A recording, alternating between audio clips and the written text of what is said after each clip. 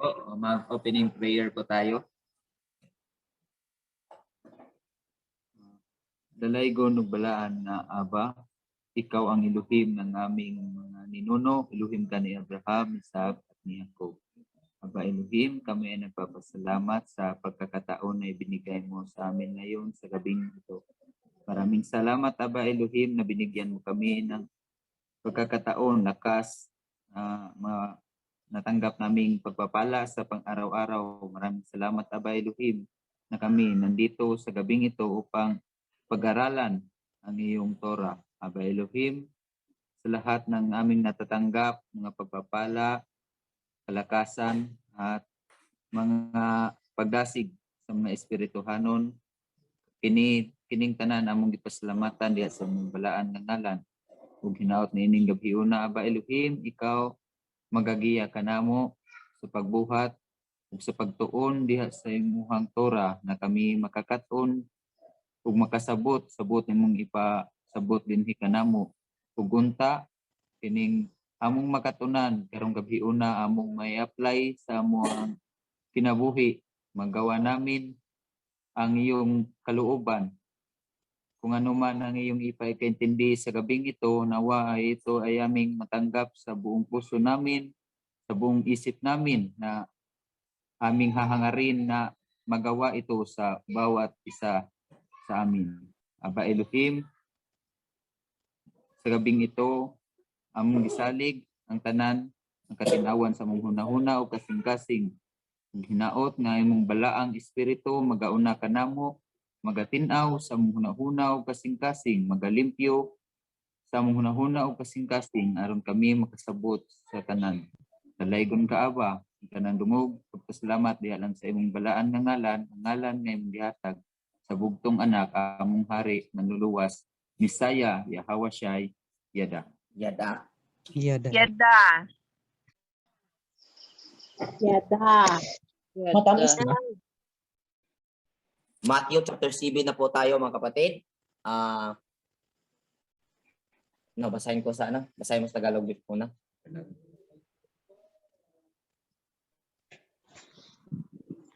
Magandang gabi sa mga nakapasok, mga bagong nakapasok dyan, yung mga kapatiran na sa mula sa iba't ibang bansa, sa mga nasa ibang dyan, nasa Australia, kung mayroon man dyan, mga kapatiran natin.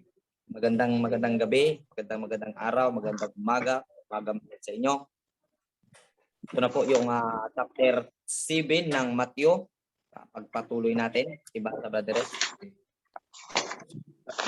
Matthew chapter 7. Oh.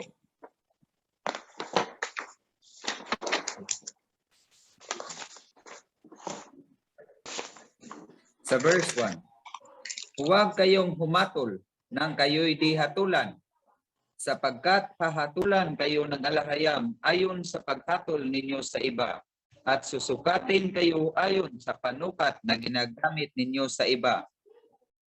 Bakit mo pinapansin ang puwing sa mata ng iyong kapatid, ngunit hindi mo pinapansin ang trusong nasa iyong mata? Paano mong masasabi sa iyong kapatid, halika't aalisin ko ang puwing mo, gayong truso ang nasa mata mo?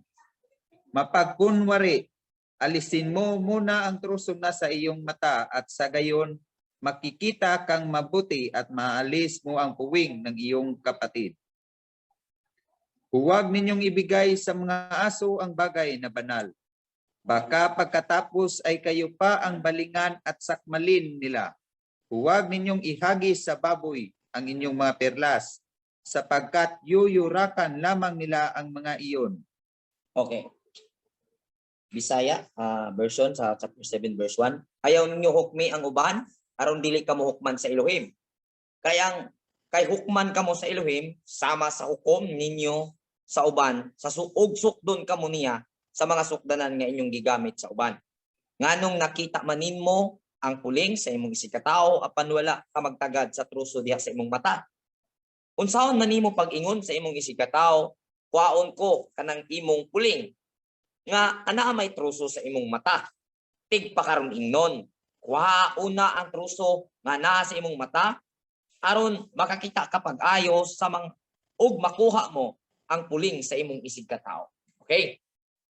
Ito po ay tungkol sa tinasabing pagre-review.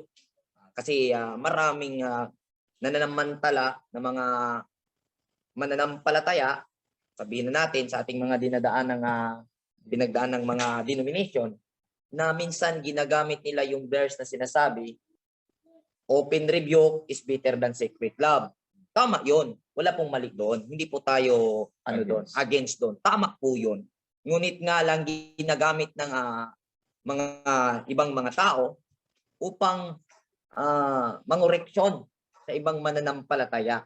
Ngunit may aral, may katuruan ang ating Misaya dito na nagsasabi na kung ating unawain, hindi po mabuti na tayo po ay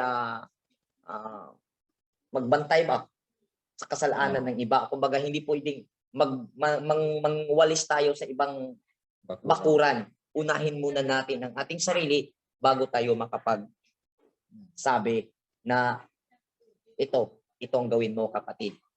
Kasi sa napapansin natin dito sa ating mga napagdaan ng mga katuruan, naaabuso yung open rebuke is better than secret love.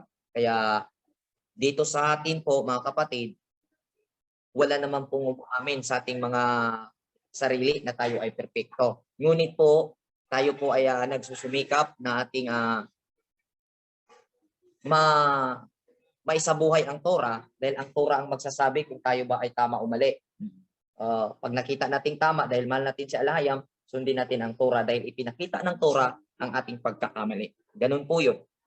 Kaya, diretsong salita, hindi po mabuti na ating pagsasamantalahin ang bersikulo na open rebuke is better than secret love.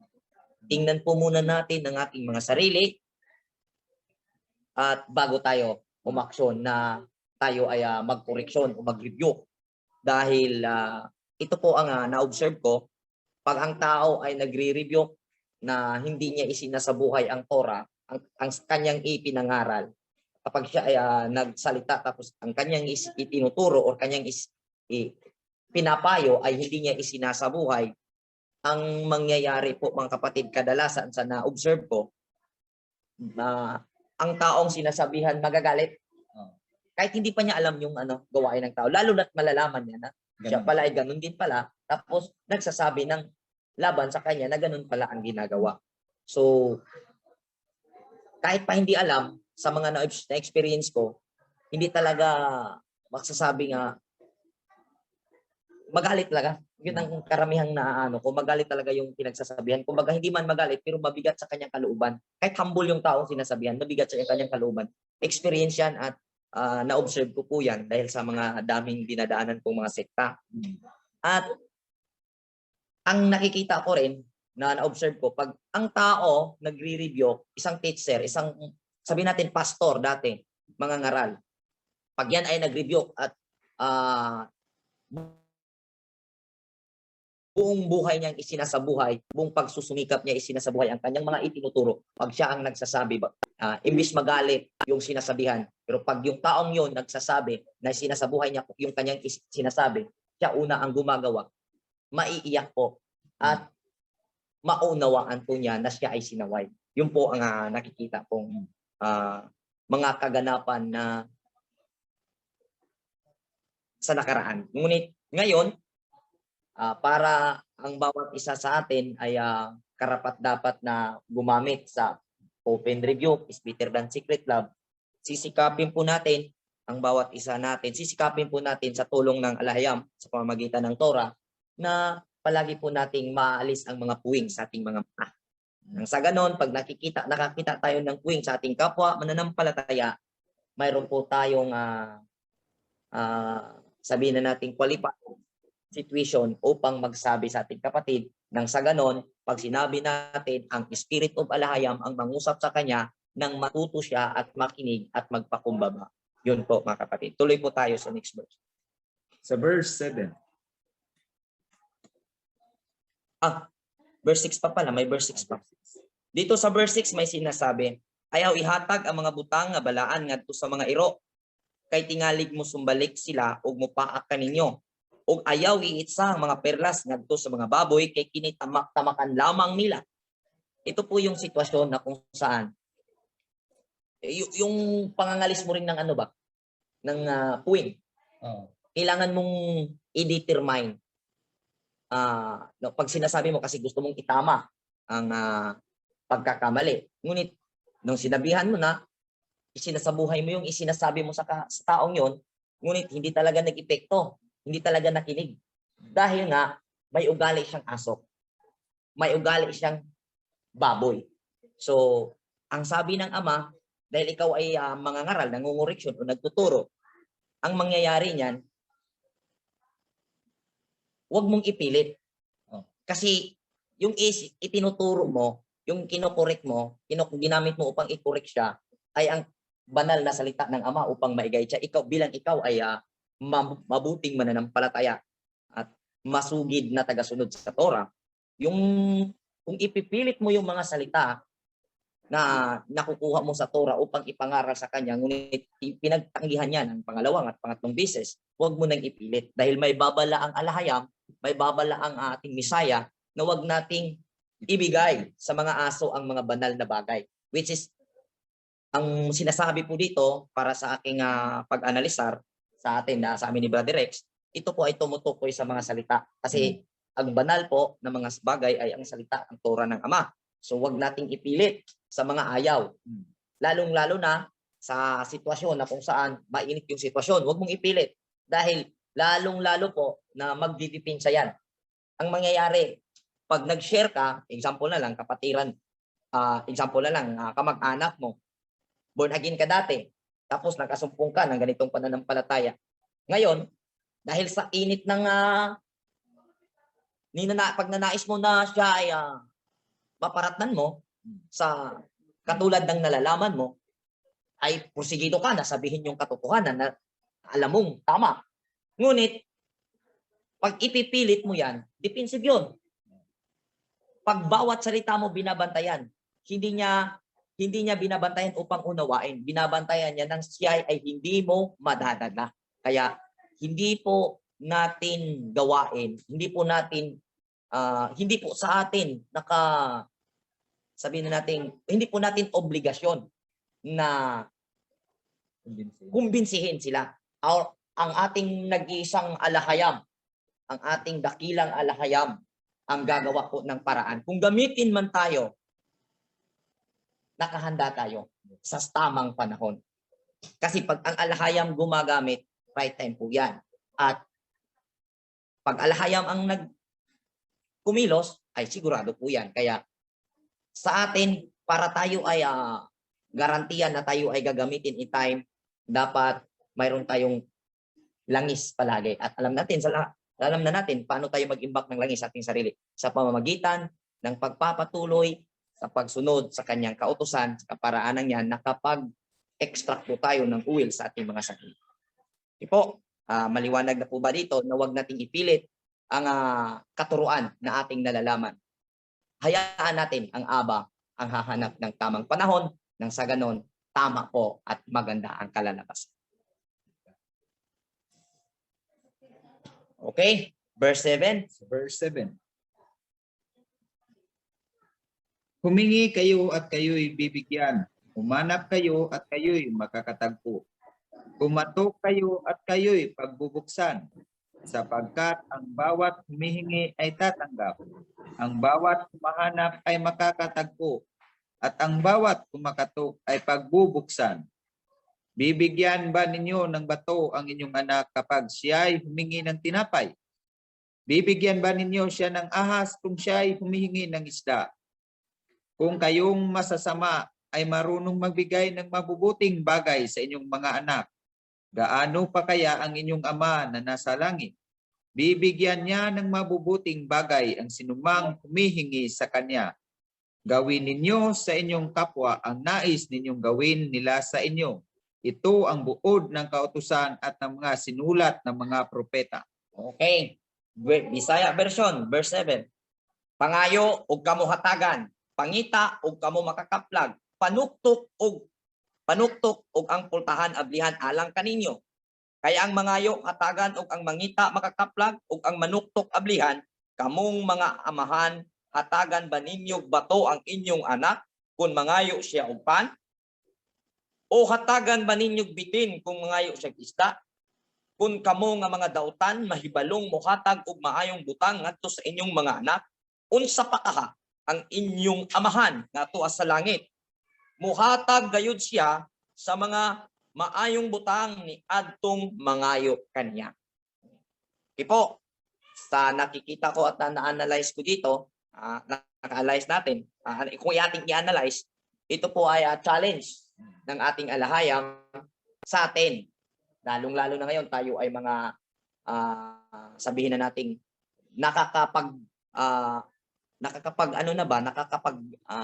alala or nakakakilala na uli sa ating alahayam na mayroon tayong pakikipagtipan. At atin po yung nairinyo nung tayo ay naniniwala sa ating Misaya. So, challenge ang itinuturo ng ating Misaya dito. Nag-challenge ang ating Misaya na hihingi tayo sa ating Ama. Dahil kung ang mga tao nga, mga ama, mga tatay, na mga masasama, kasi likas sa tao, masasama. Ngunit kahit hold upper pa yan, tatay na yan, kahit patulisan yan, mamamatay tao. Pag ang anak ay humihingi ng tinapay, bibigyan po yan. Dahil pag anak, pag ama, nature po yan na matuwid o mabuti doon sa kanyang anak. Dahil nature po yan. Ang ama ay mabuti sa kanyang anak. Nature po yan. Kaya nag-challenge ang ating Misaya sa atin. Ngayon po, dahil tayo ay nakikipagtipan na sa ating alahayam, ating nang nalalaman na tayo pala ay mga Hebreo at may alahayam tayo at siya ang ating kinikilalang Ama. Kina-challenge po tayo ng ating Misaya nang humingi sa kanya ng mga mabubuting bagay. Ngayon, ang tanong ko sa atin dito mga kapatid, ano ang iyong hihilingin? Anyone can speak up?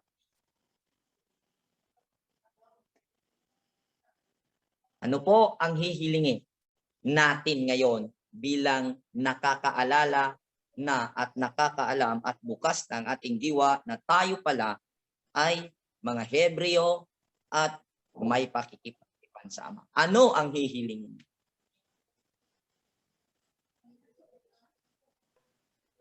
Wala talagang hihilingin ito mga kasama natin. Ay lubusang masunod ang Torah. Yun ang aking kahilingan sa puso ko. Yada. Ya, iniwan, kinsa pa. Kaayusan at pagkakaintindihan ng kawan. Yada. Pagkain spiritual. Ipo. Salamat. Okay. Wisdom po.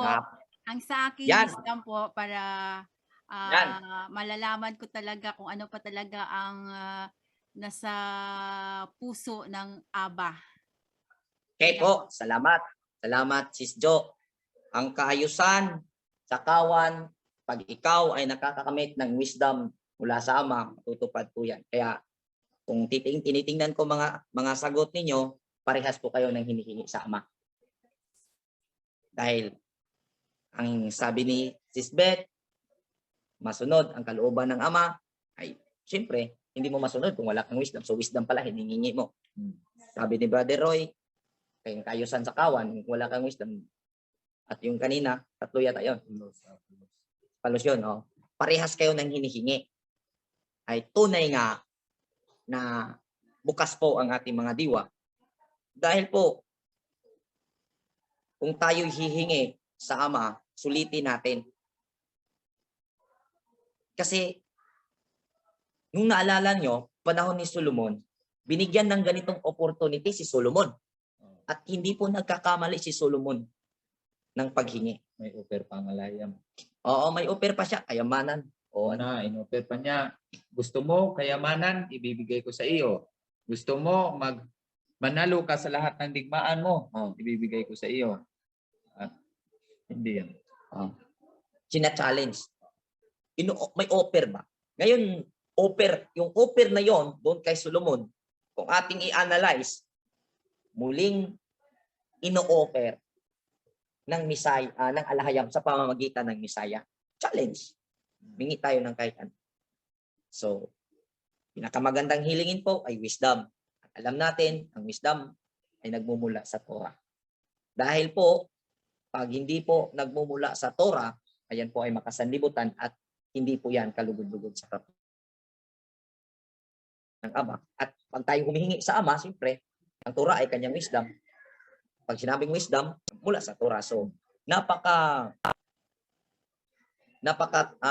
ano po yung mahingi natin yung wisdom ng Ama.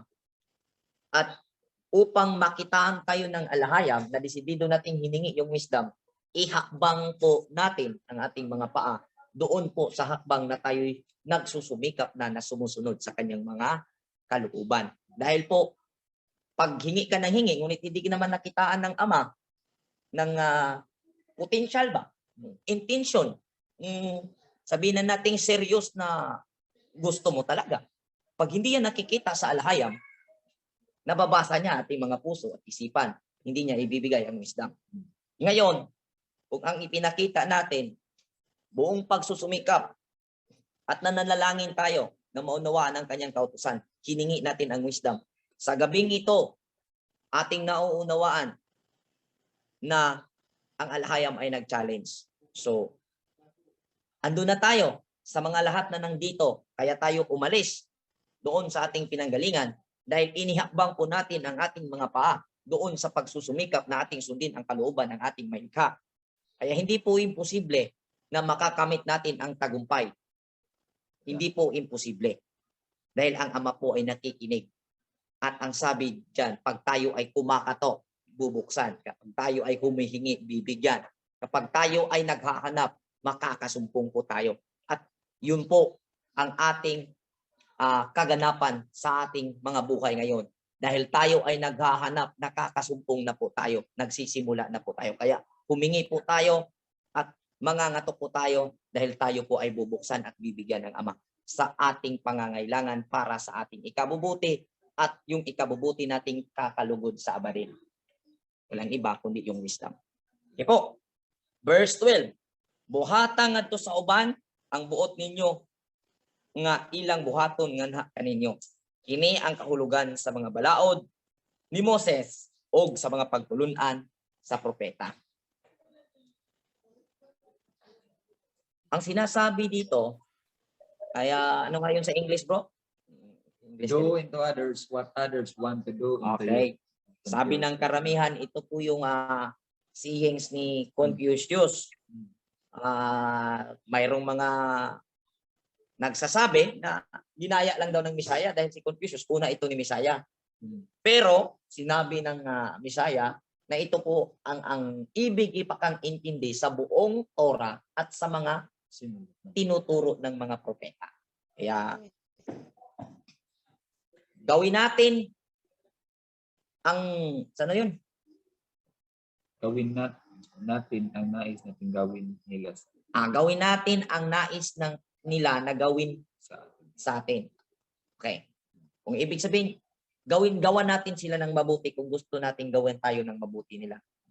Sa ibang pagkakasabi, gusto mong respetuhin ka, magrespeto ka. Gusto kang igalang, gumalang ka. So, una ka pala. Una kang maghakbang, magpapakita ng kabutihan sa kapwa mo nang malaman nila na inibig mo sila. At nang maipakita mo sa alahayam na kung paano mo inibig ang iyong sarili, ganun mo rin inibig ang iyong kapwa.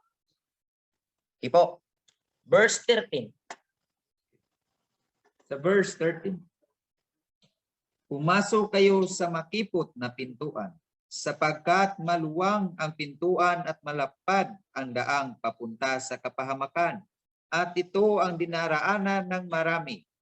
Ngunit makipot ang pintuan at makitid ang daang papunta sa buhay.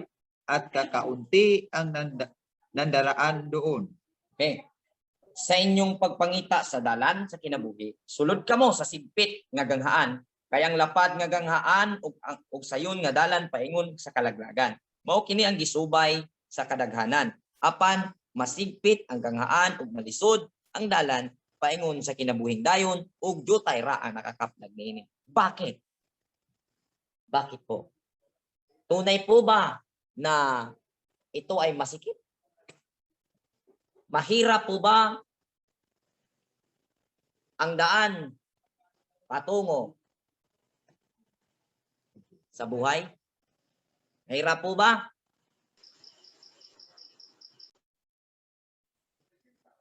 Nakasagot. Mahirap po ba ang daan patungo sa buhay? No. Ito po ay bibigyan ko ng ano. Para sa aking analysisyon, kaya ito ni sinasabi ng Misaya na naging mahirap na sa kapanahunan natin. Dahil po nagiging likas na sa tao ang pagiging makasalanan. Kumbaga, nagiging ano na niya ba? Sabihin na natin, parang nagiging ugali na niya yung sistema ng mundong itong makasalanan. Kaya medyo doon sa transition period, medyo masihirapan ka. Kasi kailangan mong i-cleanse yung sarili mo, alisin mo yung ugali mo na makamundo. Sabihin na natin makasalanan.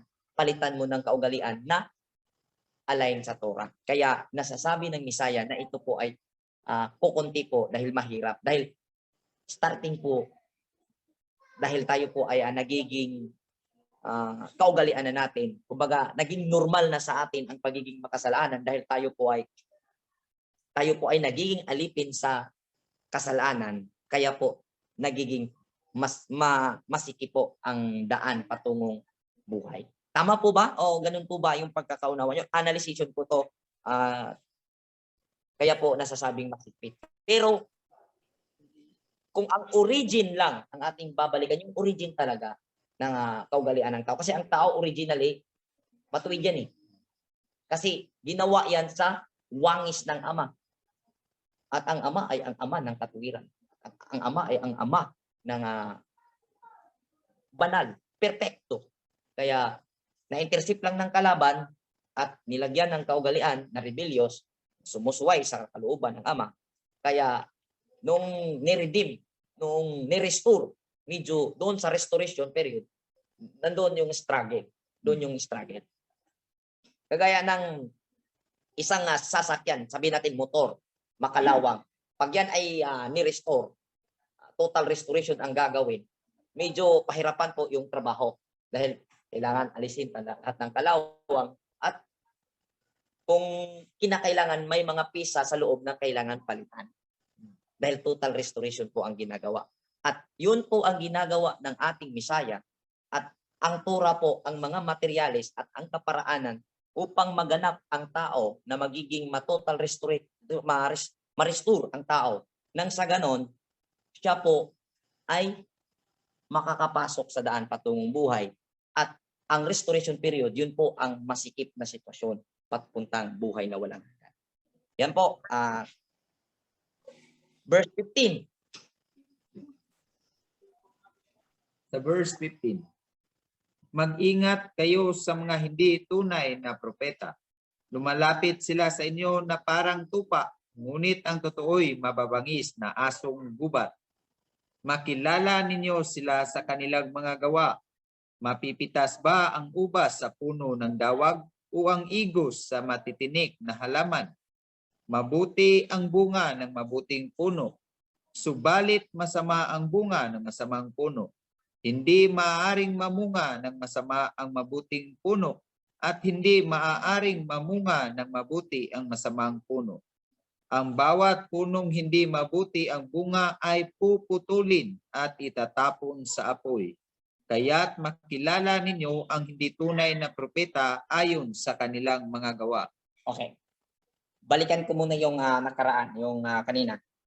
Dahil ito pong masikip na daanan, ito po ay sinasamantala ng mga relihiyon. May mga sikta po na masyadong stricto ang rules dahil nga po ay sa bersikulong ito na kung saan kinukot nila palagi na hindi madali ang pagpunta sa langit dahil lalong-lalo na sa pagbibigay, yun daw ang pinakamahirap. Masikip po talaga ang pagpunta sa langit. Yun ang binibigyan nila ng diin. Diin, oh. Kaya sabi nila, masikip talaga. Kailangan mong magbigay. Mabigat man siya yung kalooban, ngunit kailangan mong mananampalataya dahil masikip talaga. Nakapagnakaw ka. Nakakapagnakaw ka. So, marami pong nananamantala sa salita na ito at hindi po kumbaga itong salita na ito ay ginawang kutsilyo, pantusok liig sa mga member. Ano, magbigay ka, hindi. Masikip ang daan patungong langit. Ay magbigay ka. Pag hindi ka nagbibigay, lumalakad ka sa maluwag na daan. Sinasamantala po ng maraming sekta. Kaya kung tunay man na masikip during restoration, yung naka-align sa Torah nang hindi maging sayang ang ating paghihirap during sa restoration, during transition time, during sa transition period. Yun po mga kapatid. Proceed tayo sa sunod na verse. Kaya't sinasabi dito, mag-ingat tayo sa mga propeta na mga piki, na mga mini. Bakit po ba? Dahil ang salita minsan ginagamit nila, kagaya ng nasa ibaba nito, sa itaas nito, sinabi niya, masikip ang daan. Karamihan sa mga mangangaral, nag-angkin na sila ay mga propeta. At ang salita, yun nga, ginagawang kutsilyo. Kaya mag-ingat po. Dahil kung ang pagkasikip ng kanilang implementation, ng kanilang doktrina sa kanilang pangangaral dan sa kanilang sekta, kung ang pagkasikip ay nakita mong align sa Torah, tama po yan. Pero pag yan ay naging sikip para sa kanilang sariling kapakanan, yan po ay bulaan. Dahil hindi po namumunga ng ubas ang dawag. At sabi dito, makikilala natin ang fake sa pamamagitan ng kanilang gawa. So, ang title nga nito sa itaas dito, makilala daw natin ang kahoy sa pamamagitan ng bunga. May isang magsasabi na, bro, paano ka, i-critics ka ba? Paano ka, bro? Di ba nung nagsimula ito, napaka ganda po at marami po ang nangyayari na ganapan. Nung nagsimula po, maraming milagro. Kung naalala nyo, pinanggalingan natin dati sa Christian, sabi nila, itong taong ito, walang ibang pastor dito sa Pilipinas na pag sinabing umulan, year of 80s, 80s, so hindi pa tayo isinilang nun. Year 80s daw, dun sa Luzon, sinabi niyang umulan. Walang ibang pastor na pumunta sa Hulo-Sulo upang pasukuin ang mga abusabaya, mga rebuilding. So, bakit pa daw ako umalis? Doon na yung milagro. At naghahanap daw ako ng maluwang na daan. Ngunit, dahil po nasumpungan, dahil sa Torah po, mga kapatid, nung nalalaman ko po ang Torah at nakikilala unti-unti ang kapamaraanan ng Ama sa pamamagitan ng Torah, nagiging salamin po ito sa mga bulaan. Dala mo ang Torah sa puso mo, sa isip mo. Pag nakaharap ka ng isang mangangaral, itapat mo ang Torah sa buhay niya. Kumbaga gawin mong tester. Ano ba tawag tama no? Ang term, ang tama. Gawin mong scanner. Gawin mong scanner ang Torah sa harap niya. Standard. Standard. Gawin mong standard. Gawin mong standard sa harap niya. Pag nag-fit yan sa kanya, nakikita mo, hindi natin hinahanap yung perfect ha. Pag nakikita mo more on sa kanyang tinuturo, nandyan sa Torah, check po yan. Lingkod po yan ng Ama. Yan po ang basihan po. Kaya na medyo ako nagkakalipat-lipat. Ang minsan yung iba nahihiya sa kakalipat-lipat. Ngunit, hindi po ako nahihiya dahil ang sinasabi, kung ikaw ay maghahanap, makakasumpong, yun, makakasumpong tayo sa Torah pala. Ang kautusan pala dahil naawa ang may likha. Ang alahayam na nasa langit, ang alahayam ni Abraham, alahayam ni Isaac, alahayam ni Jacob, na siyang alahayam natin dahil tayo ay mga Hebreo, dahil tayo ay mga angkan ni Abraham, dahil tayo ay tuli nung hinanap natin ang hinanap, naawa po siya sa atin. Kaya inirebel na Torah po ang susi ng lahat. Dahil ang Torah ang pag-ibig. Kaya pag-ibig na lang ang susi ng lahat.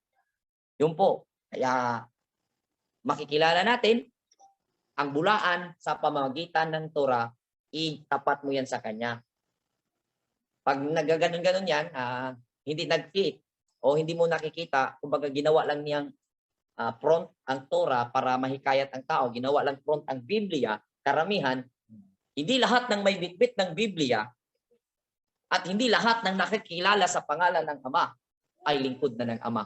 Dahil mismo ang Diablo, kilala po niya ang Ama. Yada. Okay. Sa verse 21. Verse 21. Sa verse 21. Hindi lahat ng tumatawag sa akin, alahayam, alahayam, ay papasok sa kaharian ng langit, kundi ang mga tao lamang na sumusunod sa kalooban ng aking Ama na nasa langit. Sa araw ng paghuhukom, marami ang magsasabi sa akin, alahayam, hindi po ba kami ay nagpahayag ng mensahe mula sa Elohim, nagpalayas ng mga demonyo at gumawa ng mga himala sa iyong pangalan? Ngunit sasabihin ko sa kanila, hindi ko kayo nakikilala, lumayo kayo sa akin, kayong gumagawa ng kasamaan. Okay. Ito po, verse 21, Bisaya. Dili ang tanan magtawag kanako, Ginoo, Ginoo, Master, Master, makasulod sa gingarian sa langit. Kung dili, kadto lamang nagtuman sa akong kabubuton sa akong amahan nga atua sa langit. Ni adtong adlaw daghan unya moingon kanako, Master, agalon, dili ba nagsangyaw man kami sa mensahe sa Elohim? Dili nanghingilin sa mga yawa, naghimog daghang mga milagro, pinaagis imong ngalan. Apan ingnon ko unya sila, wala ako makaila kaninyo, makakasala, pamahawa kamo. Ito po yung dalawang side na ipapakita natin dito. Una, yun na nga, kanina, sinasabi natin, pag hindi po lahat ng nakakilala sa Ama, assurance na po na yan po ay lingkod ng Ama. Kasi ang ipinakita dito, yun lang daw, hindi, yun daw ang makakasulod, makakapasok. Huwag nating lagyan ng daw, yun lang ang makakapasok.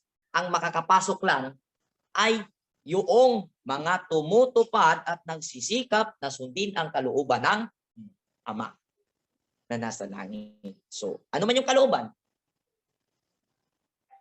Yung kanyang Torah, yung kanyang kautusan, yun ang kaloob niya sa atin upang tayo ay makakapasok at makakapunta sa kanyang pangako sa bawat isa sa atin at perpekto yon para sa atin kung ating susundin ang kapamaraan ng ibinigay niya sa atin, which is Torah po yun. Ngayon, maraming mag-claim. Nagpalayas kami ng mga demonyo. Nangaral kami sa iyong salita at sa iyong pangalan. Hindi po garante. Alam ang pangalan, nangaral ng salita, at mayroon ding grupo, mayroon ding itinatayo. Pero hindi garantiya, sabi ng Misaya. Ang garantiya, yung mga sumusunod, lahat ng sumusunod sa kalooban, yun po ang garanti. At may katumbas po itong verse sa pinakahuling libro na isinusulat, yung Revelation chapter 22 verse 14. Blessed are they that do His commandments. Magkakaroon ng karapatan na makakakain sa bunga ng kahoy ng buhay at magkakaroon ng karapatan na makapasok sa mga gates, sa holy gate, sa holy city, sa mga pintuan ng banal na syudad na inihanda ng ating mailikha. Ito yung pangalawang view ko dito upang para sa atin to. Sa atin na mga nandirito, huwag maging kampante. Alam mo yung pangalan? Alam mo yung katuruan? Alam mo yung Torah? Huwag maging kampante. Baka dun ka lang Wag po. Meditate 8 day and night. Nang sa ganun, makikita ng Aba na araw-araw humihingi ka ng patnubay sa Kanya. At ang pangako niya dito sa verse 7, pag ikaw ay humihingi, bibigyan. Pag ikaw ay kumakatok, bubuksan niya. Kaya tuloy-tuloy, meditate day and night. Huwag maging kampante dahil masakit po yung umaasa. Ngunit sa huli, sasabihin lang pala, depart from me, ye violators of the law. Mga sumusuway sa kautusan. Depart, pamahawa, lumayo kayo. Kaya, ang katiyakan, doon po sa pagsusumikap na sundin ang kautusan ng Ama. Hindi hinanap ng Ama na perfect. Dahil hindi naman sinasabi sa huling libro doon sa Revelation chapter 22 verse 14 na blessed are they, yung mga perfect. Hindi naman sinasabi doon mapalad yung mga perfectong sumusunod sa kautusan. Hindi naman na. Ang sinasabi doon, yung gumagawa. Hindi naman perfecto dahil alam ng Aba, inilagay ng Aba ang Torah upang magiging, ano ba yung kural? Yung Gabay. gabay upang ikaw ay hindi mapapahamak at palagi mong na-check yung situation mo kung ano ka na. Torah po ang nakakatulong. Kaya hindi hinahanap ang perfect. Ang inano doon sa sa Revelation, yung gumagawa. Kasi unti-unti pag gumagawa ka palagi, pag yan ay nakaugalian mo na, hindi ko masasabing perfect. Pero pag ugali mo na, hindi ka mahihirapan. Dahil ugali mo na eh. Mas mahihirapan ka kung di mo gagawin, ugali mo. Yung likas na bilang tao, yung gunigutom ka, ugalian mo yan, nature mo yan, bilang tao. At ang binigay na Ama na ating kaugalian mula sa simula, si Adam, yung pinakaunang tao. At yung will niya, ibinigay niya kay Adam na na-intercept ng kalaban, ng serpent, ng kaaway. Kaya, na-depart. Na-depart yung kalooban. Kaya't nasira. Ngayon, ito yung Torah, ibinalik, inirestore, at ito ay ating unti-unti. Kaya yung sinabi, alam niyo yung sinabi sa verse 3, chapter 3 ng Matthew, na sinasabi ni Juan na ako ay nagbautismo sa inyo gamit ang tubig. Ngunit yung nakasunod sa akin, magbautismo gamit ang Espiritu at apoy. Yung bautismo, kinorek na po natin yung cleansing po yun. Gamit ni Juan, cleansing ceremony, tubig. Gamit ng Messiah, Spirit. Yung Spirit ay word. Salita. Torah. Yun po ang ililinis niya sa atin dahil marumi po ang ating sarili. Kaya nagiging masikip ang daanan patungong langit. Pero ngayon, na humihingi tayo, lumalapit, kumakatok, humihingi, nakikiusap, bibigyan po tayo ng Ama dahil humakbang na po tayo. Ang hinintay ng Ama, humakbang tayo upang mapatunayan natin seryoso tayo at desidido na hingiin ang wisdom na maunawaan natin ang Torah. Dahil pag naunawaan natin ang Torah, kung balikan mo yung Deuteronomy chapter 28, ang blessing na pinag-usapan doon, from top to toe, from head to foot, total package blessing po ang ipinangako ng Ama. Kaya sa anong paraan? Sinabi doon, diligently daw, na pagsunod sa Torah. O, huwag nating lagyan ng daw. Yung makugihon, yung buong pagsusumikap na pagsunod sa kautusan, makakamtan ang pagpapala. Ang blessing mag-overtake sa atin. Ano ka mahihirapan? Blessing nag-overtake. Kahit saan ka magpunta, ando doon. Kaya, sabi niya kay Josue, yung, ano niya kay Josue, payo niya kay Josue, gawin mo yung kautusan. Kahit ano-ano, huwag mong ihiwalay sa iyong bibig. Aralan mo ito. Kahit saan ka paparoon, sasamahan kita. Dahil ang blessing ay ang Ama po yun. Who can be against us if alahayam is with us. Kaya, sa pamagitan ng Torah na ating isa sa buhay, ang alahayam ay sa atin. Kaya sabi ni David, matatalo daw niya mga kalaban nila dahil pinatnubayan siya ng Ama. Dahil si David ay masugid na sumusunod at nagsusumikap na sundin ang Torah. Hindi siya perpekto sa mata ng tao, kahit tayo alam natin nagkasala si David. Ngunit sinabi ng Ama, walang kasalanan si David. Dahil pinatawad na yun ng Ama. Dahil nagsisi si David. Yun po. Pag tayo ay nagsisisi sa bawat ating pagkakamali, basta hindi lang natin sinasadya at hindi natin ginawa na tayo ay lumagay sa sarili doon sa makasalanan, papatawarin po. Hindi ma-judge ng tao na tayo ay banal. Ito po. Hindi po yan malalaman ng kahit sinong tao na tayo ay banal. Banal na. Ang alahayan po ang nakakakita at nakakapag-judge sa atin. Kagaya ni David. Kung titingnan mo, napakalaking kasalanan ni David. Kung sinabi, David ay walang kasalanan. Pag palagi kang nakatuon sa Torah, nakatutok sa Torah, bawat pagkakamali mo, na itatama mo na, mali pala ako dito, dahil nasa posisyon ka ng araw-araw pamumuhay, nasa journey ka ng buhay mo. Pag may pagkakamali ka, gamit ang Torah, nagpapaalala sa iyo, humingi ka ng tawad dahil sa Torah, nagpaalala sa iyo, humingi ka ng tawad sa Ama, patawarin ka, hindi na yun kasalanan, hindi na yun titingnan. Dahil yung sinabi ni David, mapala daw yung tao ng kasalanan pinatawad na at kinalimutan. Ganun po yun. Kaya upang tayo hindi umaasa, tiyakin po natin na nasa tamang landas ang desisyon natin na ang Torah ang ating susundin. Kahit anong sabihin nila.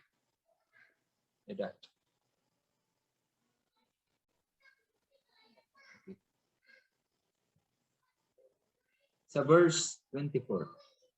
Kaya't ang bawat nakikinig at nagsasagawa ng mga salita kung ito ay maitutulad sa isang taong matalino na nagtayo ng kanyang bahay na ang pundasyon ay bato. Umulan ng malakas, bumaha at binayo ng malakas na hangin ang bahay na iyon. Ngunit hindi nagiba sapagkat nakatayo iyon sa bato. Ang bawat nakikinig ng aking salita, ngunit hindi naman nagsasagawa ng mga aral na ito ay maitutulad naman sa isang taong hangal na nagtayo ng kanyang bahay sa may buhanginan. Umulan ng malakas, bumaha at binayo ng malakas na hangin ang bahay. Ito ay bumagsak at lubusang nawasak. Hindi po, mahabang panahon tayo'y naghahanap ng mga katuruan at nasumpungan natin na ang Torah, tayo nakikinig na ngayon at binabasa natin. Kaya malinaw ang sinasabi ng Isaiah, kung hanggang pakinig lang tayo, katulad tayo ng isang taong mangmang na nagtayo ng bahay doon sa buhangin. Ngunit kung ang tinuturo ng Isaiah mula kanina, binasa natin at ating inunawa, kung yun ay ating isa sa buhay, matulad tayo ng isang tao na nagtayo ng bahay doon sa bato, na kahit anong dumating, pagsubok, mga tira ng kaaway, matatagpo dahil tayo po ay nakapundasyon sa bato, na ang bato po ay tumutukoy po yan sa Tsor Israel, ang bato sa Israel. Si Misaya po yun.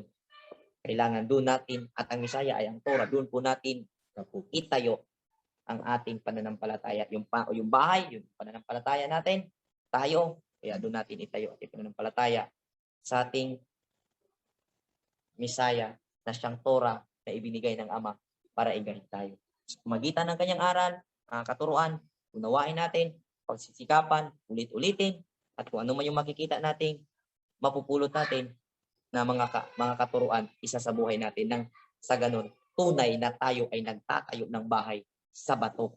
Nang dumating ang pagsubok, hindi tayo magigita.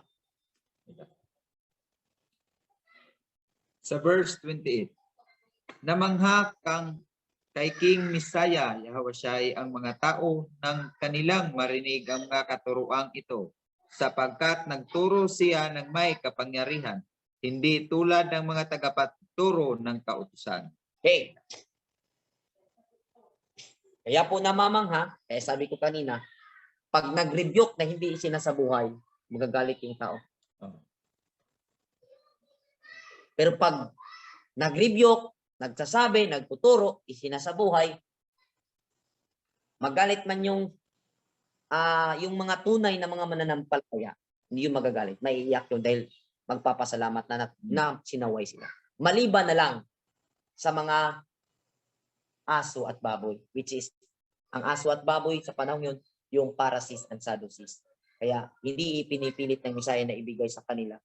Kaya palaging parables ang sinasabi ng Misaya dahil hindi niya papayagan na ibigay ang mga banal na mga salita, yung perlas at saka ang ginto sa mga aso at sa baboy. At powerful po ang magtuturo, tagapagturo na isinasabuhay ang kanyang tinuturo. Bawat isa sa atin ngayon, inaatasan ng Ama sa pamamagitan ng ating buhay upang magiging liwanag sa madilim na mundo. Ibig sabihin, nakaatang sa ating mga balikat bilang unang mananampalataya na nakakaunawa sa Torah dahil humihingi tayo, ipinaunawa ng Ama sa atin, nakaatang sa ating balikat bilang mga magtuturo, mga tagapagturo at sa pamamagitan ng ating pamumuhay sa madilim na mundo, maipakita natin at alam natin sa panahon natin ngayon is action speak louder than words. Kaya nasa ating mga balikat na ating pailawan ang mundong itong madilim sa pamamagitan ng ating pagsusumikap, pagsunod ng Torah. Nang sa ganon, nag-ilaw na tayo, gagamitin tayo ng Ama. Hindi natin malalaman.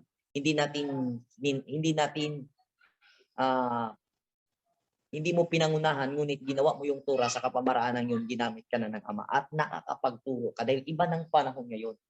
Tinitingnan na ng tao yung ginagawa mo. Dahil ang mga tao, pag sinasabihan mo yan, sasagutin ka, hindi po kami kahapon ipinanganak. Ganun po ang sasabihin. Kaya, kung sa madaling salita, hirap na po ngayon na magaling ka magsalita, ngunit hindi ka gumagawa. Mahirap na po. Mas mabuti, marami ang gawa, kunti ang salita, epektibo po. Yan na po ang ating kung may mga katanungan, mga magdadagdag, kung kakayanin, gustuhin pa ninyo mga kapatid, tuloy kayo sa verse chapter 8. O kung may magtatanong, hindi naunawaan dyan, o gustong i-clarify, i-entertain po natin at sa susunod naman itong chapter 8. Pero kung wala, tuloy tayo sa chapter 8.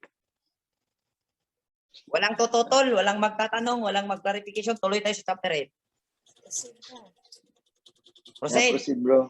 Proceed. Tuloy mo, bro. Ganahan sila.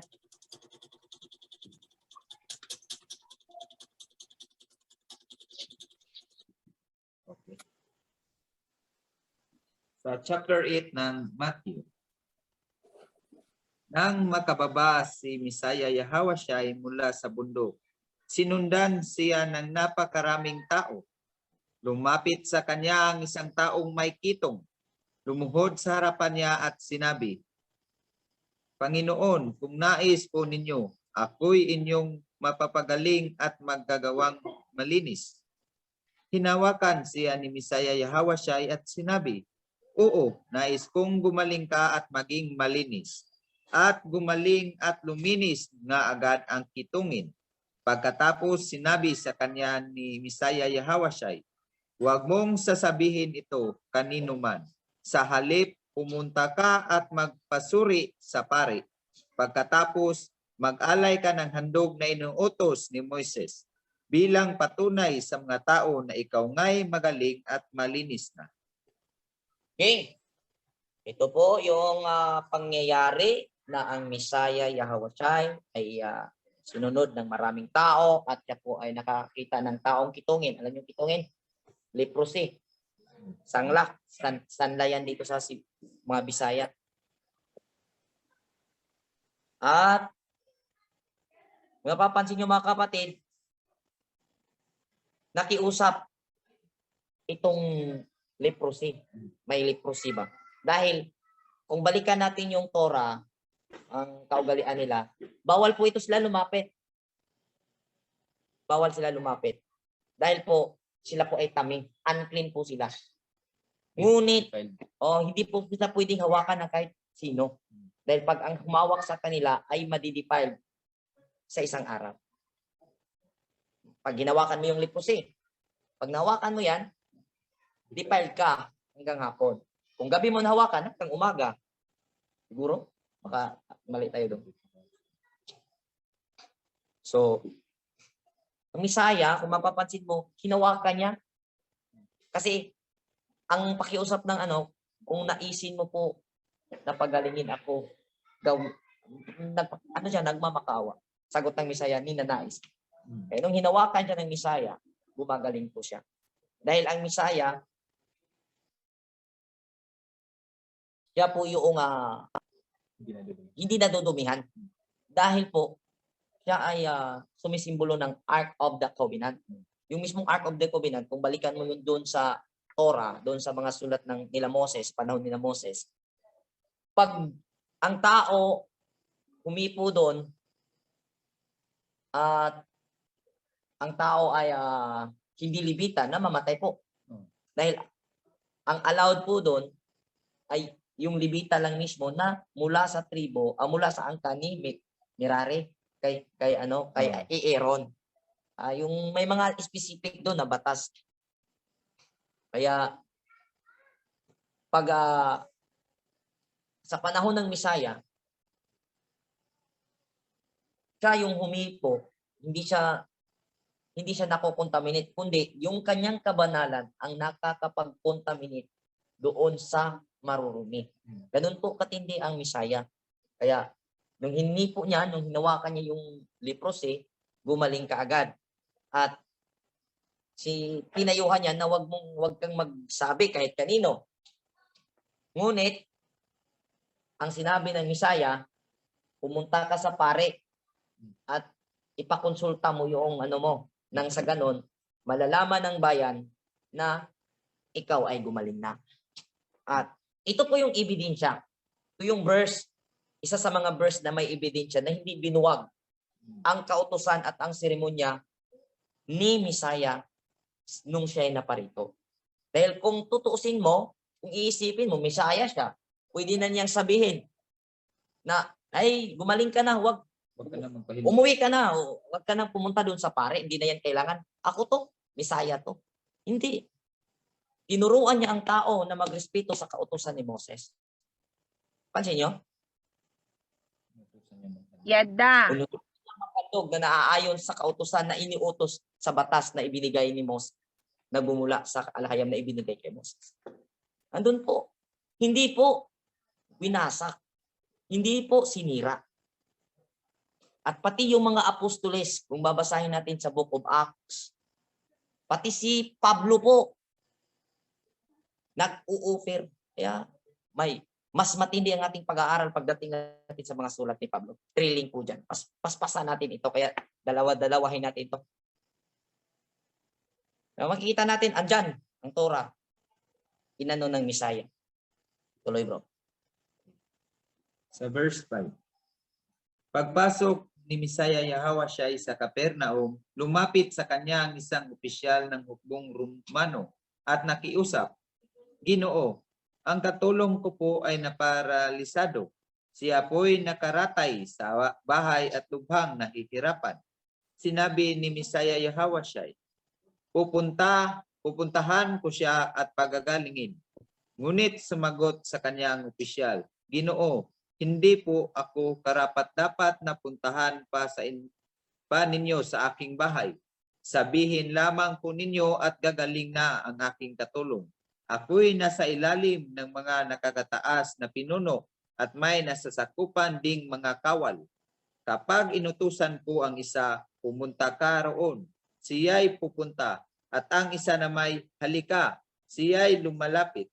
Kapag sinabi ko sa aking alipin, gawin mo ito, ginagawa niya iyon.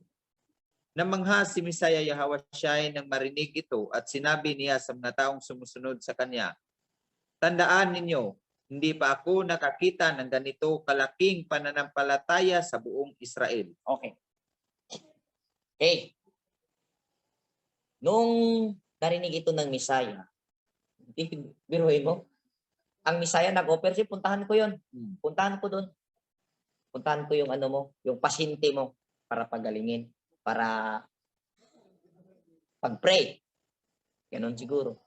Yeah. Pero sabi niya, wag na. Sabihin mo lang. Yung pinakita yung pananampalataya ng Romano. Kasi itong mga Romano, ito yung, lalo na ito ay isang, sabihin na natin, komandante, general, ganon, kapitan, siguro general. Kasi mayroon siyang dinidescribe na ganon siya. Siguro, dahil siya ay isang pinuno ng namamahala sa Israel noon dahil nasakop ng Roma, nasundan niya ang buhay ng Misaya. Kaya siya lumalapit dahil mayroon siyang paniniwala. Nasundan niya yung mga miraculous na nagaganap sa ministeryo ng Misaya. Grabe yung pananampalataya. Dahil sa kanyang nakikita, dahil siya observer siya, nakita niya yung kaya nasasabi ng Misaya, kung makikita mo, mas malaki ba ang pananampalataya ng isang Gentile? Gentile to eh. Oh. Malaki ang pananampalataya ng Gentile na ito kaysa mga Israelita. Confirm ng Misaya, malaki. Bakit? Ito yung nangyayari sa analysis ko. Kaya, hindi lubos-lubos na paniwala ng buo ang mga Israelita noon, Juda man yung na tribe o ano man yung nandoroon, hindi lubos-lubos na makapaniwala diretso sa ginagawa ng Misaya dahil nahahati po ang kanilang pag-iisip dahil sa dalawang teaching na nagsasabi ito ay mula sa Torah, mula sa Ama. Puro Torah ang ginagamit. Ganun po, kaya medyo ang mga Israelita noon, mga Hebrews, hindi makapag-decide ng nag-observe lang, ano tayo, hindi muna tayo muna tayo, kung lagay natin dito dito sila kay Misaya, lagay natin 80 lang muna tayo. Kasi observe tayo, magtira din tayo ng 20 doon sa kabila para 20 bumalik tayo doon. Ganun yung nangyayari. Parang sa parasiyo kasi sa kay Misaya, puro nagmumula sa Ama. At bilang mga Israelita na nandoon sa analysis ko, nag-observe sila.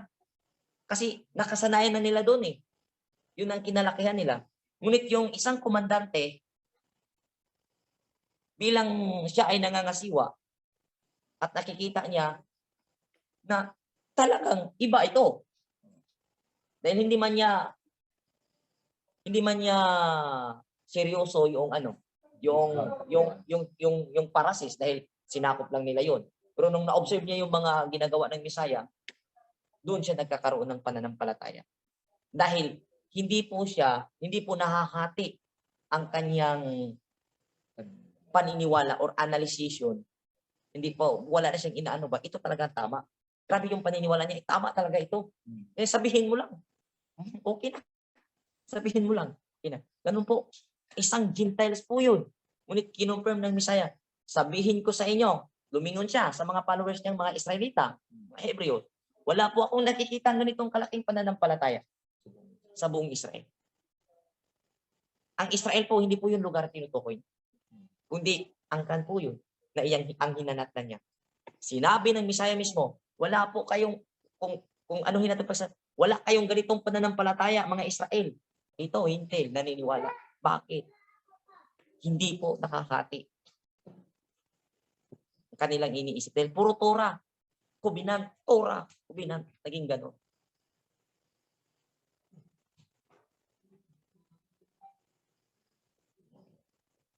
Sa verse 11, tandaan ninyo, marami ang darating buhat sa silangan at sa kanluran at dudulog sa hapag na kasalo ni na Abraham, Isaac at Jacob sa kaharian ng langit.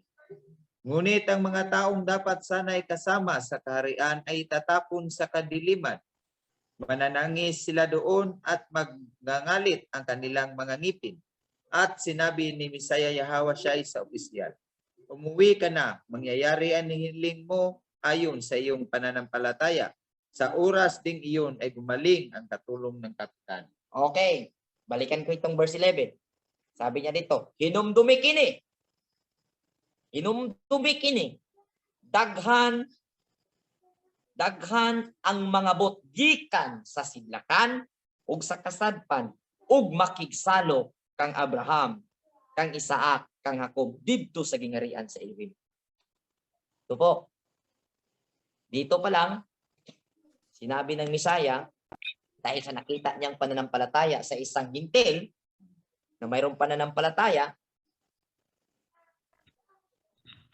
sabi niya, tandaan niyo ito, maraming magmumula sa silangan at sa kanluran at makakasama ni Abraham, ni Isaac, at ni Jacob doon sa kaharian ng Alahiyang.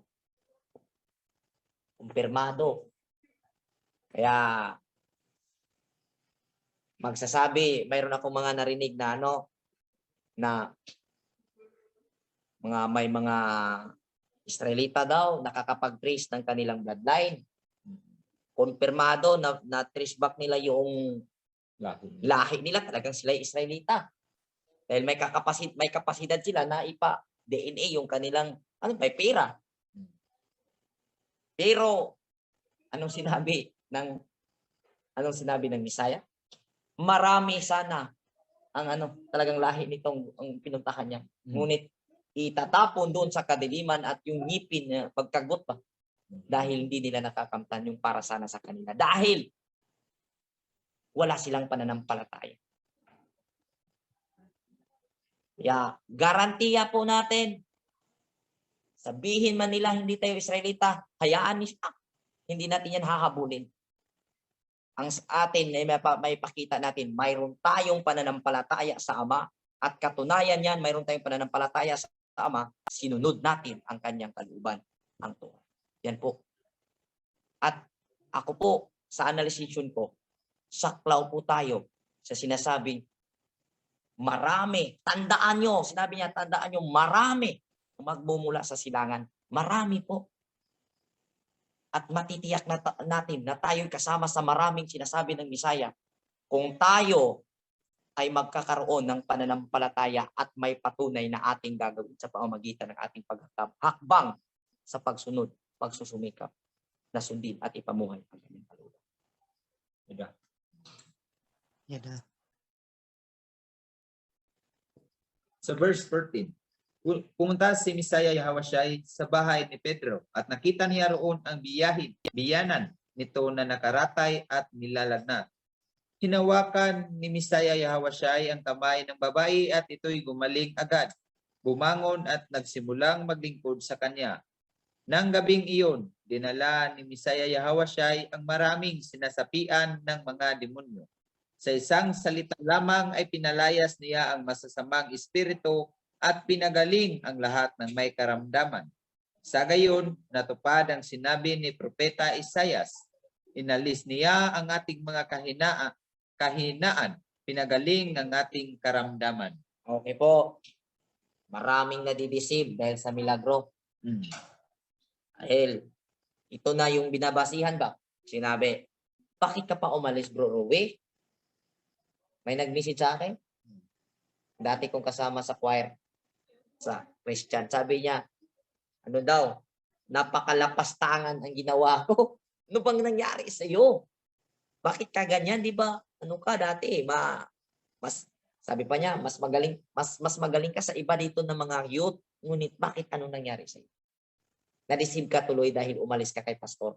Walang ibang pastor. Dahil ando na yung milagro. Ano pa bang hinahanap mo?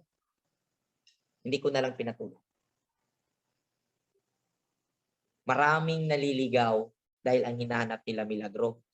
Pero kung i-analyze natin ito, mga milagrong ginagawa ng Misaya, ito po ay prophesize na gagampanan niya pagdating niya dito. Kaya talagang mangyayari po ito. Dahil ito po ay nakatakda na nagagawin niya at mga palatandaan ito na siya itong dumating. Tayo, may nakaprophesize pa sa atin. Wala. Bakit tayo? Paano-ano sa milagro? Mayroong mga nakaprophesize sa mga huling araw na sinasabi, maraming gagawa daw ng milagro. Mga bulaan yan. So, ang nakasulat para sa atin, kung tayo ay magsusumikap, makakapasok, doon tayo. Sa pagsunod sa Torah, wag sa milagro.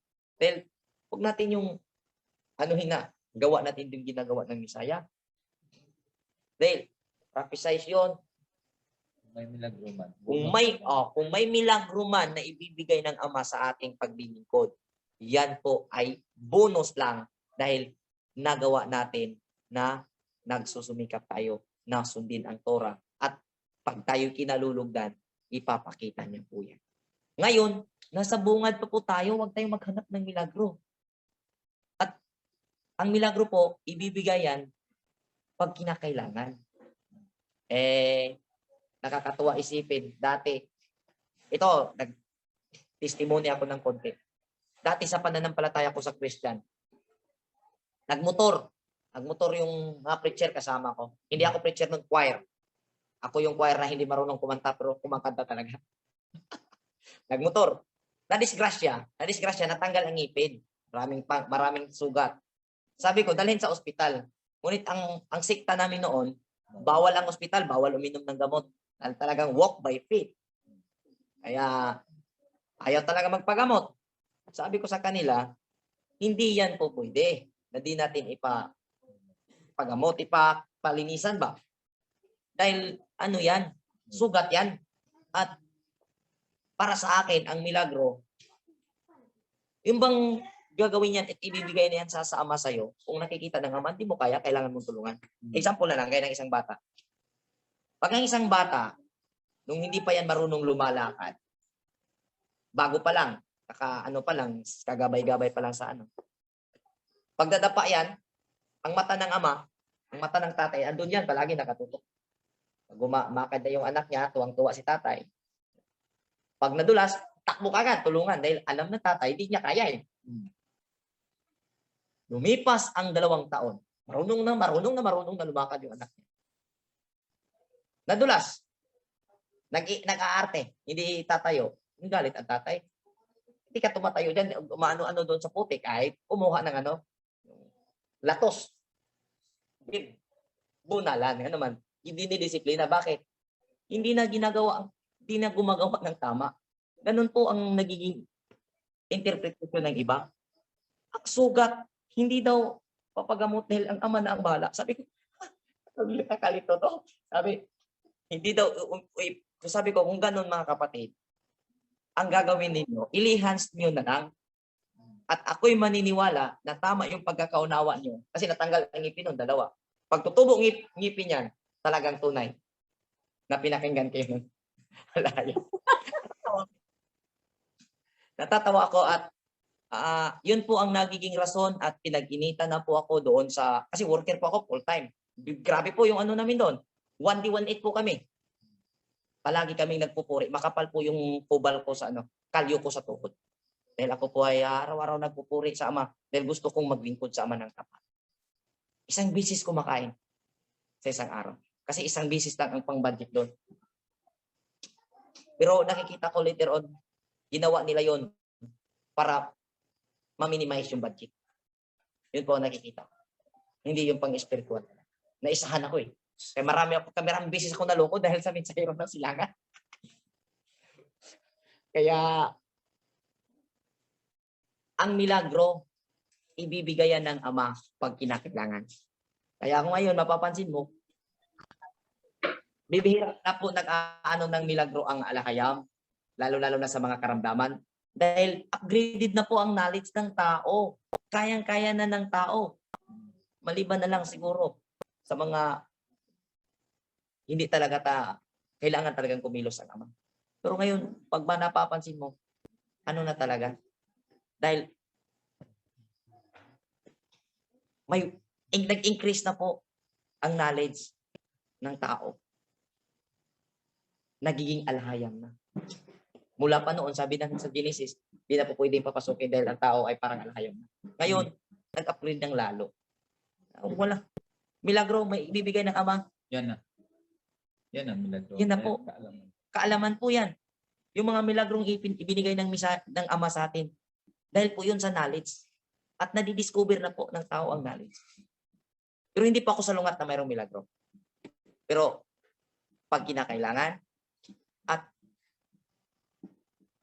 yung nasa tamang sitwasyon na dapat kumilos ang Ama para sa atin. Ganun. Sa verse 18. Nang makita ni Misaya Yahawasyai ang mga tao sa kanyang paligid, iniutos niya sa mga alagad na maghandang tumawid sa kabilang ibayo. Lumapit sa kanya ang isang tagapagturo ng kautusan at sinabi, Guro, sasama po ako sa inyo saan man kayo pupunta. Ngunit sumagot si Misaya Yahawasyai, may mga lungga ang mga asong gubat at may mga pugad ang mga ibon. Ngunit wala man lamang matulugan o makapagpahingahan ang anak ng tao. Isa naman sa mga alagad ay nagsabi sa kanya, Panginoon, maaari po bang umuwi muna ako upang ipalibing ko ang aking ama? Ngunit sinabi sa kanya ni Misaya Yahawasyai, maglingkod ka sa akin at ipaubaya mo sa mga patay ang maglilibing sa kanilang mga patay. Okay? Medyo bronto ah. Sabi ng isang tagapagturo ng ng kautusan na sasama siya kahit saan pupunta. Ngunit ang sagot ng Misaya, sama ka sa akin, yung milo, anong milo? Anong tawag milo dyan? Asong gubat dito. Asong gubat. Pero pusang gubat yan eh. Milo, pusang gubat yan. Yung aso din. Alamid. Alamid. Milo sa amin, milo. O pwede rin pusang. Pusang gubat yan, naging asong gubat sa Tagalog. Pusang. Sa Tagalog. Pusang gubat, wala daw matutulugan. Mayroong matutulugan, mayroong uuwian, yung mga may uuwian. Ngunit ang anak ng tao walang mauuwian. Yung po ang sinasabi niya. Para bang sinasabi ng Misaya, pag ikaw ay sumusunod sa hakbang ko, magiging ganito. Kung titingnan mo sa aspitong tao, hindi po stable ang sitwasyon. Kumbaga, walang assurance sa paningin ng tao. Kung sa tao, paningin ng tao, walang assurance. Pero kung bukas yung diwa mo, in spiritual, doon po ang napakalaking sigurado. Ngayon, dito may isang nagsasabi na sabi niya, may laing tinunan nga miingon, magtutudlo, agalon, master, mupauli ako aron paglubong sa akong amahan. Si Yahawasyai mitubag, sunod ka nako og pasagdi ang mga patay nga maoy bulubong sa ilang mga minatay. Ito po ay na-misinterpret na ng karamihan. Pag nagkataon daw na mayroong gawain ba? Samba. Araw ng samba, lagay na lang natin, Sabbath day. Pista. Tapos, namatayan ka ng tatay, huwag kang pupunta doon sa tatay mong namatay. Dito ka sa pagsamba. Ginanong po nila pag-interpret yung Torah dahil hayaan mo yung mga patay, maglibing sa kanilang mga patay. Ano po? Tama ba yung Yun po ang nagiging interpretation ng karamihan ngayon. Ngunit sa atin po, hindi po ganon. Dahil doon po sa Torah, sinasabi, pag ikaw ay namatayan, 7 days ka, magluluksa. Binigyan ka ng 7 days na magluluksa. So, ano ka mo sa iyo sa pista? Paano ka dadalo doon sa pista? Ang araw ng Sabat is, araw ng kaligayahan. Dahil rest. Kung maligaya ka, sino bang hindi maligaya nag-rest? Maligaya talaga. Paano ka makikipagtawanan? Ikaw pala ay nagluluksa. May separate po na batas para sa mga namatayan. Kailangan pong dumuon siya muna sa kanyang pamilya na namatayan. Yun po ang turo natin. Pag namatayan ka, may namatay sa inyong pamilya, 7 days ka. Dahil hindi po magtatagal. Ngayon lang po yung mataas na embalsamo. Wala po. Sa dati is 7 days. Mayroon mang pero hindi ganun. Hindi kagaya sa atin yung upgrade na nga yung knowledge natin. Ang dati is kung ilibing ka agad. Tapos binigyan ka ng 7 days na magluksa. Yun po ang nasa tupa. Iba ang ipakaintindi ng dito ng Misaya. Base sa nabasa ko ng mga komentary, itong isang ito ay alagad na ito ay isa itong Gentiles yung niya ba? Yung kaugalian ng Samaritan, yung origin Samaritan na mga nanampalataya sa hindi tunay na Elohim, mayroon pala sila itong seremonyal na gagawin sa patay na kaniyang tatay. Kaya gusto niya doon. Dito, makikilibing. Pero ano po ito? Makikiano doon sa seremonyal. Kaya hinayaan, sabi ng Misaya, huwag kang ano doon. Huwag kang pumunta doon. Maglingkod ka sa akin. Huwag kang sasali. Pero kung darating man sa inyo, para wala nang maguguluhan, kaya sabihin mo, paano na yan? Baka may magtatanong, maalam ko yan. Anong na magtatanong mamaya? Paano yan bro? Yung kamag-anak natin ngayon, hindi mananampalataya. Tapos namatay. Example, namatay si Lola. Hindi ba ako sasali doon? Hindi ako sasali doon sa ano nila?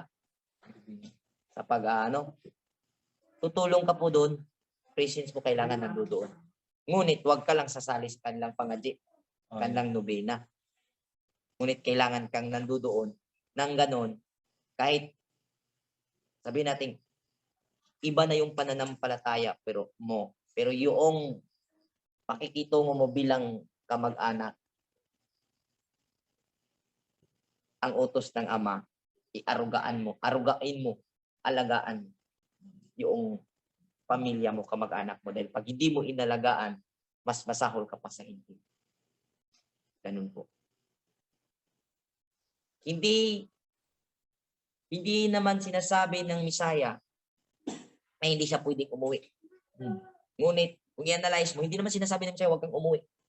Ang sinabi ng Misaya, hayaan mong mga patay, maglubungsan ng mga patay.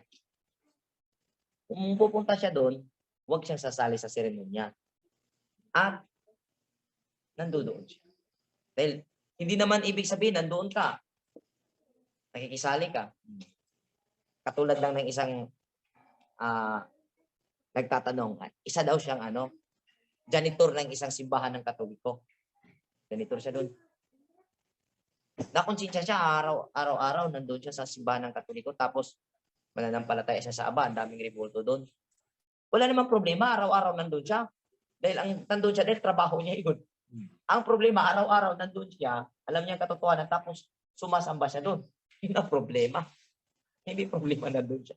Hindi problema nandoon ka, tumutulong ka, bilang kamag-anak mo, hindi ka nakikiisa sa seremonya nila. Nako po, kung wala, ulitin ko. Yada. Yada. Yada. Yada. Okay. Okay, bro. Yada. Verse 23. Sumakay si Misaya Yahawashai sa bangka kasama ang kanyang mga alagad. Habang sila'y naglalayag sa lawa, si Misaya Yahawashai ay natutulog. Biglang bumugso ang isang malakas na unos at halos matabunan ng mga alon ang bangka. Dahil sa labis na takot, si Misaya Yahawashai ay nilapitan at ginising ng mga alagad. Panginoon, tulungan ninyo kami. Lulubog tayo, sabi nila. Ngunit sinabi niya sa kanila, bakit kayo natatakot? Napakaliit naman ang inyong pananampalataya. Bumangon siya, pinatigil ang hangin at ang mga alon, at bumuti ang panahon. Namangha silang lahat at sinabi, ano kayang uri ang taong ito?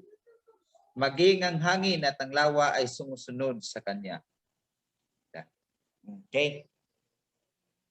Andun po, pinapakita ng isang lingkod ng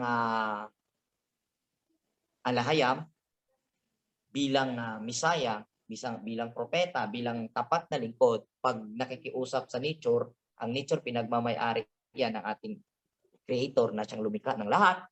Nung inutusan niya ang hangin, tumigil. Nung inutusan niya ang alon, dahil ang hangin ang nakakapaglikha ng alon, tumigil din. So, doon yung kaya kung titingnan mo, mahabang panahon na walang ganong nangyayari sa bansang Israel. Kasi kung basahin natin ang kasulatan during sa kapanahonan ni Elias, matindi po. Pag sinabi niya bababa yung apoy, bababa talaga. Kinakain pa yung mga sundalo ni King Ahab. Yeah. Hindi po. Kasi yung mga ibang wanes, dapat daw sambahin dahil nakakapag na daw, si Misaya daw, yun na daw ay ang mismong Elohim talaga. Nasobraan ba yung pagkawanis? Dahil nakakapagmando na daw ng hangin. Mas patindi yung si Elias din eh. Si Moses din eh. Si Joshua naka-atras ng Oh, araw. si Joshua nga nakakapag-ano ng araw. Dinalik. Pinabalik. Kaya hindi lang na ba. Kaya yun po ang mga palatandaan na mga lingkod ng Aba na nakakapag-utos sa nature. Yun po ang matindi. At sa mga kilalang prophets ng kasaysayan, lahat po nakakagawa ng mga ganun. Kaya pag lagnat, napapagaling, duda pa tayo dyan. Pero pag kagaya na kay Joshua, kagaya na kay Elias, kung saan nagsasabi, baba yung apoy, kaya hindi nyo sinunod ang kalooban ng Ama, binaba talaga. Nakikipagkompetensya sa mga bulaang propeta ni Akab, pinababa yung apoy, baba talaga. Grabe. Mga palatandaan. At yung palatandaan ng mga magigiting at mga malalaking propeta sa kasaysayan ng Biblia, pakita dito kay Misaya. Kumpleto lahat.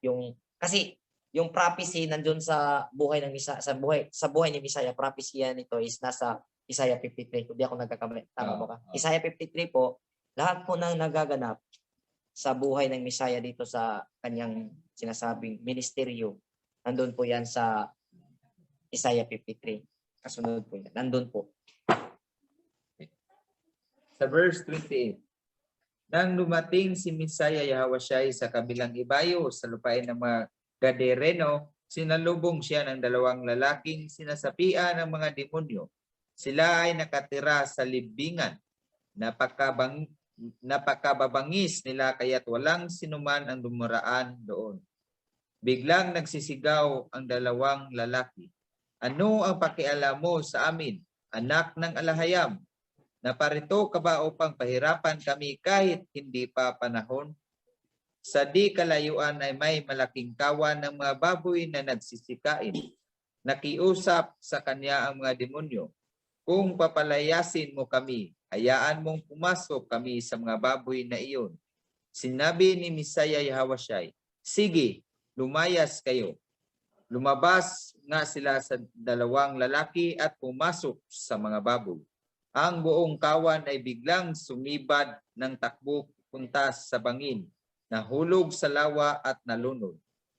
Nagtakbuhan papuntang bayan ng mga tagapag-alaga ng mga baboy. Pagdating doon, ipinamalita nila ang buong pangyayari, pati ang naganap sa mga lalaking sinasapian ng demonyo. Kaya't lumabas ang buong bayan upang salubungin si Misaya Yahawasyai. Pagkakita sa kanya, ipinakiusap nilang lisanin niya ang kanilang lupain. Okay. Ito po ang makikita natin dito. Una, base ng mga hindi daw tayo kumakain ang kasabalista ng baboy dahil pinasukan ng masasamang espiritu panahon ng Misaya. Ngunit kahit pa po hindi pinapasukan po, hindi po talaga yan pwede kainin dahil nasusulat po yan sa Leviticus chapter 11. Unclean po yan. Hindi ito pwedeng maging basihan. Hindi po ang basihan ito na upang tayo hindi kakain ng baboy dahil pinasukan ng masasamang espiritu. Ito po ay matagal nang hindi ipinakain ng alahayam at ng mga tunay na mananampalataya noon pa po sa panahon ni Moses. Ngayon, may ibang critics lumabas, bro. Sabi, ngayon, sabi ninyo, di ba hindi pagkain ang baboy? Bakit may baboy dyan? Ayun. Bakit may baboy dyan? Ano yan? Ang daming, huwag nyo sabihin, ano yan? Pit. Ano ba yung inaalagaan para para lingaw-lingaw? Pit ba tawag nun? Huwag mo sabihin, pit yan. Ang dami naman. Negosyo yan. O titingnan ninyo po, sa panahon ng Misaya, kaya siya pinadala ng Ama. Dahil lumaganap na po yung kasamaan. Ando na po yung mga Gentiles, ang mga Romano, Doon na po naninirahan sa Israel. Ang Romano po, mga Gentiles, mga sabihin na nating mga hindi sumasamba sa tunay na alahayam, ang mga special po nila na pagkain during sa kanilang mga pagsamba, litson po. Baboy ba? Baboy. Mamoy talaga yung favorite ng mga Gentiles. Kaya, palatandaan, ito yung tips na makikita nyo mga kapatid. Sa buong Pilipinas, ano ang pinakakilalang pinakamasarap? Saan matatagpuan ang pinakasarap na litson? Sa Cebu. Mamoy. Cebu. Cebu Cebu po. Lechon. Bakit? Dito po unang nagtayo ng teritoryo ang mga Gentiles. At dito nila unang itinatayo ang abomination, yung kapistahan. Kaya dito po ang unang, at dito po kilala ang litson. Dahil yan po ang special na handa ng mga Gentiles during sa kanilang seremonyal. Kaya kung makikita mo, sinakop ng Israel noon, lalo sabi ng mga critics, bakit bro? Sabi mo, hindi kumakain ng mga Israel, bakit may baboy dyan? Uy, sabihin ko rin sa critics, kung may makinig nito, marami pong Gentiles sa Israel noon. Halo-halo na ang tao doon. Mga Romano nandoon, syempre, mga Romano, sila yung may hawak. Langan man, sila yung susunod sa batas ng Israel. Sila yung may hawak sa Israel. Wala silang pakialam sa batas ng Israel. Kaya may baboy doon. Negosyo po yun. Ganun po. At base sa mga nabasa ko, na mga during talaga sa nila, seremonyal, baboy talaga. Ang pinaka-espesyal. Kaya, sa lahat ng pagkain na bababasa mong unclean, most mention yan, baboy. Nandyan yan sa Isaias. Ang sino mang ang kumakain sa laman ng baboy ay mamamatay at susunugin sa apoy. Dahil kinakasuklaman po yan ng Aba, dahil ginawa yan ng Aba sa iba siguro, sa ibang purpose. Ngunit, ginawa ng mga karamihan, Kristiyano, pag isang okasyon, birthday, pag may baboy, special yan. Pag may litson, tipo ba? Christmas, pag mayroong pag mayroong litson, ay special. Grabe yung handaan ng dun.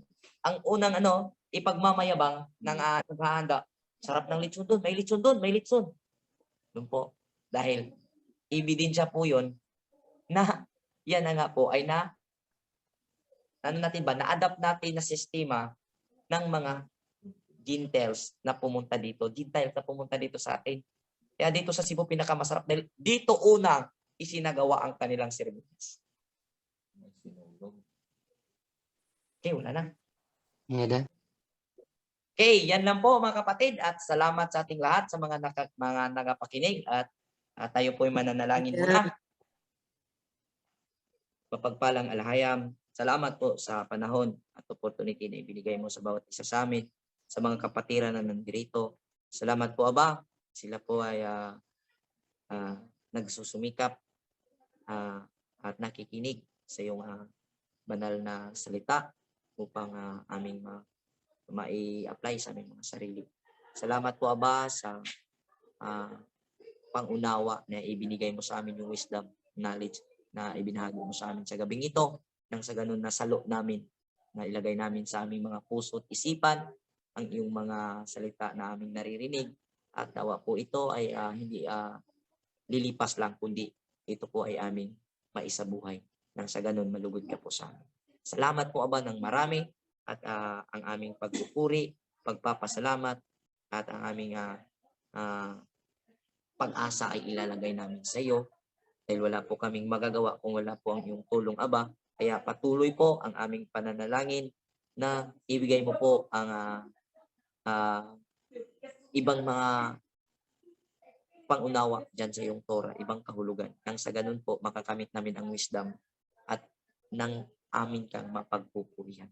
Papuri at pagsamba tanging sa iyo lamang, Aba, at kami ay umaasa tanging sa iyo lamang at lahat ng mga pangangailangan namin ay aming iasa sa iyo at hinihiling namin sa nag-iisang pangalan mo na ibinigay mo sa iyong anak, King Yahweh Shai.